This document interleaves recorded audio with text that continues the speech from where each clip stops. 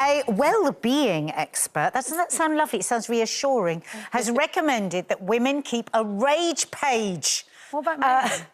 A piece of paper, basically, where they can rant and rave about whatever's making them angry, big or small. Let it all out.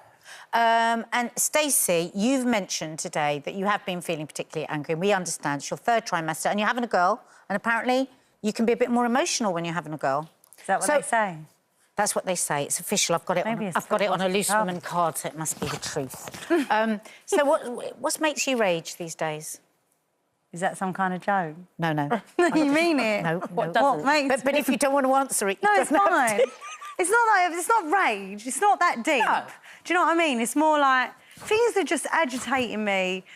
Even just just reading that, when you just read the screen there and they were like, oh, yeah, we suggest this for women.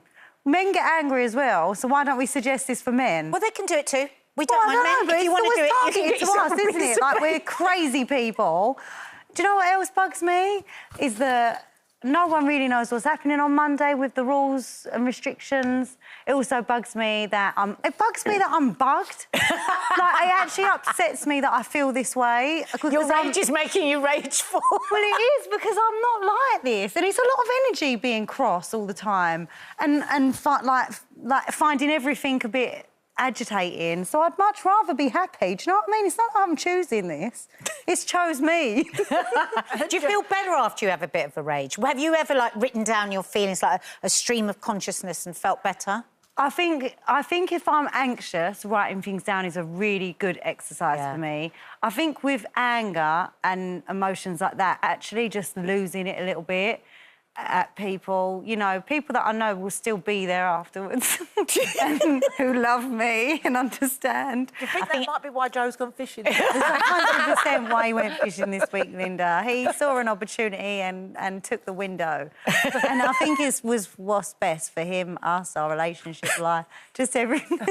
Joe, stay fishing. But Linda, I can feel you're just like so bubbling with it. Make me angry. First of all, people that don't queue. Linda, have you got a list? She's written it down. I've got a list, but I don't need the list because I've got it in my head. I know what to say. People that don't queue, or they make out they didn't know there was a queue and try walk into the front, and then I'll say, excuse me, there's a queue here. I get really angry with that. Bad manners, when people don't say thank you or please. What else is there? Promising to put... Thank you. Thank my husband, who's been promising to put protector things under the sofa for about a year now. He's always too busy, and so I sing a song, busy doing nothing, and then he still doesn't put them on. And the other thing that drives me round the blooming bend is he's got them Invisalign things on his teeth. So, you know, them like the clear sort of teeth. Yeah. And he can never find them. And he's got a little case that they're meant to go in, and he goes, anyone seen my teeth?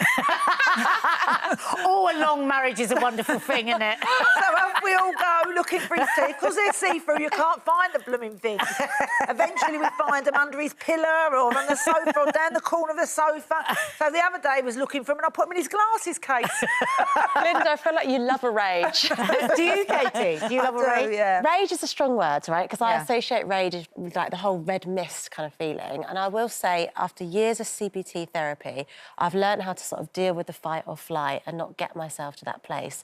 And there was a really good coping mechanism that a therapist gave me, which is similar to this rage page, where you write a letter to an individual. So the person that's kind of made that heightened feeling in you, made you livid, blood boiling, and you completely write it, sign it off, you fold it all up, you put it in the envelope, you even go as far as to address it, and then you shred it.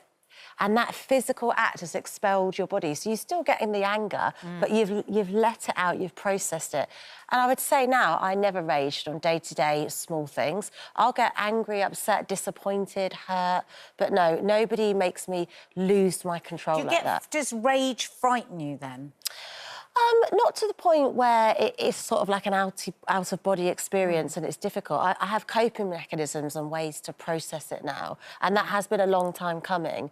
But I just never sweat the small stuff. Well, you've worked really hard at it. It's actually really hard, haven't you? It's a big commitment. 11 years you've been doing CBT. Yeah. Yeah. That's like rigorous, isn't it? Twice a week. Like, imagine how much money they've made from me. Best patient ever. They don't want me to leave. Yeah. And I mean, I do encourage my girls to just write a stream of consciousness. Think nobody's ever going to see it. Just get it down on Good paper. journal helps. Yeah. I mean, I'm brilliant at giving advice, but unfortunately, what I do is just stand and rage like a maniac. And the thing is, there's something very addictive about that because you get adrenaline, you get cortisol, and though we'll say, "Oh, it feels so good," actually, the other side of it is very exhausting. But I'm glad to be around people who really get you and understand you. I think it's so good to lose it sometimes. I actually find it really helpful. You know, I know what you mean, Katie. I don't mean rage, red mist, like lose it. I mean, but just be... livid. Yeah. Really blooming cross. Like, I can't say much because we're live on telly, but really blooming cross. Do you know what I mean? Yeah, no, I do. And just, I really know what you mean. Lose it. And the people around you know that it's not personal and it's not directed. You have to do it with those you love. That's a regretful rage. That's a private rage. That's better, Yeah. It's not Facebook. Like... But even if you are in Asda and, like, there's been times... when the kids, you know what it's like? Because the kids are like losing it on the floor, and I just think I'm just going to lay next to you in a minute and lose it with you because I just can't do it. I'm just going to lay on my back. Oh, Linda, it's such a shame you can't give her a hug. She needs a big hug. A Nanny Linda hug. Nanny Linda hug from there. That also makes me rageful. No hug. Right, OK. Sorry. Wait till I don't know if we should talk about rage anymore. It seems to be triggering Stacey.